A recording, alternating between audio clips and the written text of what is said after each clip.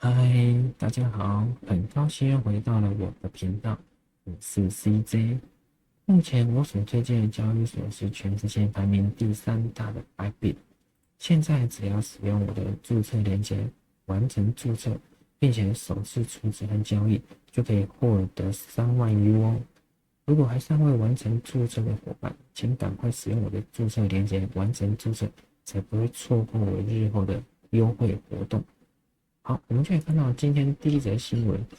今天第一则新闻呢，也就是 Sharding。Sharding 呢是目前呢以太坊持有的第2大的企业公司，而它目前呢已经累积到了有43万颗的以太币。它在前几天呢才历史以来购买最大量一次，将近有77000多颗。就在今天呢又再次购买了11000多枚的以太币。而累积量已经来到了44万颗的以太币。接下来呢，我们可以看到下一张图表呢，这张图表呢也是目前呢12家以太币的上市企业公司的一个储备量的一个数据分析。而就在除了这12家以外呢，还有呢就是呢总共呢持有以太币的公司呢就有66家。而他们呢，在6月12号呢，上市企业公司呢，仅仅只有储备了48000多颗的以太币，短短呢不到1个多月的时间呢，就累积到了86万多颗的一个以太币的数量，整整呢是涨幅高达有18倍。在我们看到现在的数据呢，是目前的66家的一个公司的一个购买以太币的排行。目前购买排行第一名的依然是 Big Mining， 购买量已经来到了62万颗的以太币。那第二名呢，就是刚才所提到的 Sharding， 已经累积到了43万颗。那第3名呢是以太坊基金会，不是哦，不是以太坊基金会，是 The Ethereum Machine。他在今天呢购买了1.5万颗的以太币，来到了33万颗，也正式呢超越了23万颗的以太坊基金会。那这里呢就很明显可以看到，目前的前3名的排名呢都是上市企业公司。我们就可以看到下一则新闻呢，也就是 The Ethereum Machine 呢加码增持了1.5万枚的以太币，而它的以太币呢购买金额呢是5690万美元，平均价格呢是在3809。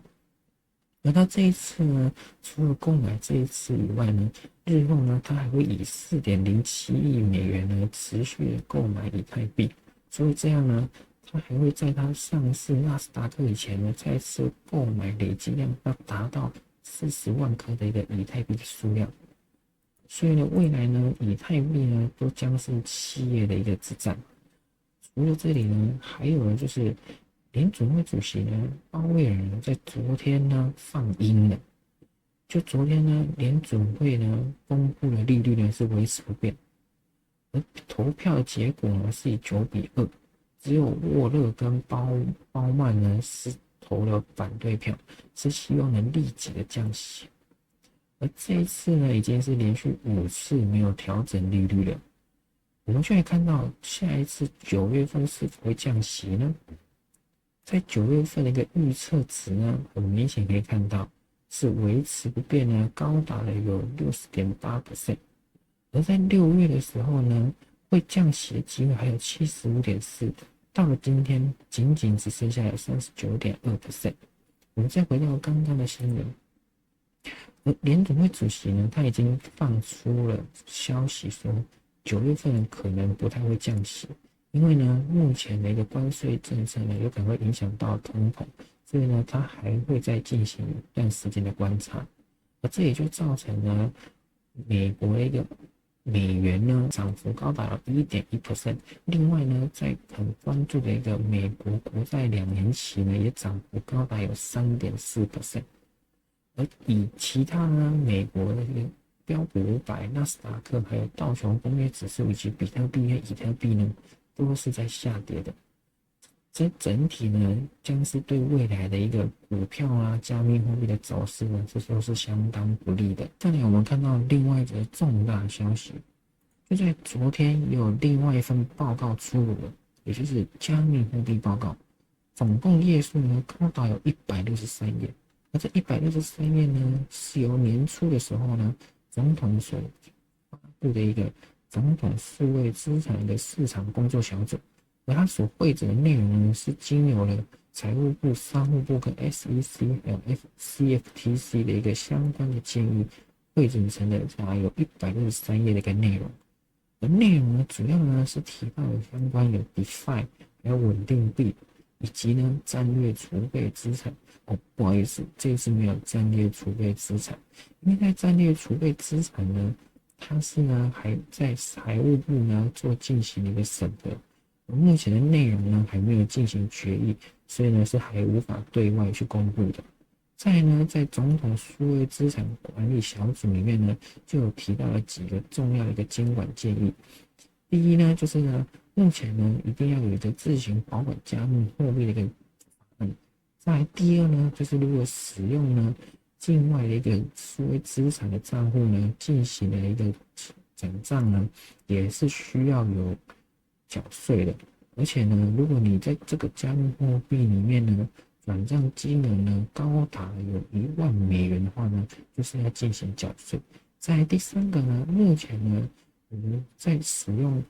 任何的一个代币呢，如果要上市的话呢，都是由 SEC 在进行监管的。但是呢，如果未来呢是去中心化的这个代币呢，将会变成为商品，就会由 CFTC 来进行监管。另外呢，就是如果你在加密货币里面交易呢，如果造成未实现的一个损失，就是未实现的一个亏损的话呢，还有一些小额的一些进行的收入的话呢，将不会列入为最近的一个缴费对象。这里我们就可以看到呢，最后一则新闻呢，也就是摩根大通呢正式呢与 Coinbase 合作。而摩根大通呢，它是在美国纽约呢，也就是金融界呢是最有权威的一个公司，而他的执行长呢是非常不认同比特币的，他觉得比特币呢就是一个温床呢，是一个就是可以让很多犯罪组织在里面进行交易的一个数位资产。而他呢目前呢与 Coinbase 合作呢，是以他们的一个信用卡，就是 Chase 信用卡呢，可以进行呢购买加密货币。而且呢，你购买的一个里面的点数呢，在2026年呢，将可以以$100呢，可以兑换$1的 USDC。所以呢，以后呢，一些法币入金的流程呢，就会大大的简化。所以呢，这也就对未来呢，数位资产呢进行一个支付方式呢，就会更加便利。好，那我影片就分享到这边。如果喜欢我影片的人，记得给我按赞。这是给我最大的鼓励，还有分享以及开启小铃铛，才不会错过我重要的资讯。好，那我们明天见喽，拜。